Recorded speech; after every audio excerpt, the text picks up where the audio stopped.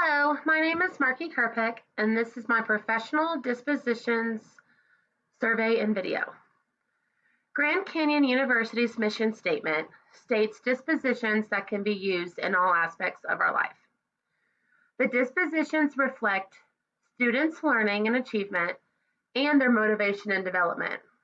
They are educators' own personal growth, values, commitments that help us handle our students, their families, and our colleagues in the community that we work in. I think that I possess some qualities of every disposition that was mentioned. But the three strongest dispositions I believe I showcase that will make me the most successful first-year teacher would be reflection, compassion, and advocacy. The disposition that I need to work on before I enter the classroom as a first-year teacher would be respect for diversity of others. I do embrace diversity in everyone, but I could work on allowing each student to express their culture or background in their own way. A brilliant idea I have to uphold this disposition is to create a fun take-home assignment for my students to complete with their family.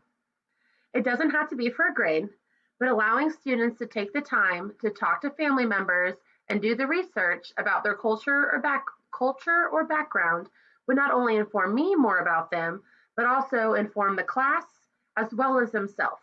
A lot of times, students at the younger ages don't really know much about their culture, so it's nice for them to kind of get that learning aspect in it as well. The dispositions demonstrate my ability to understand other cultures, genders, and learning differences to build strong relationships with my students and families by giving me the knowledge on how to treat everyone fairly and show my dedication towards the student's success.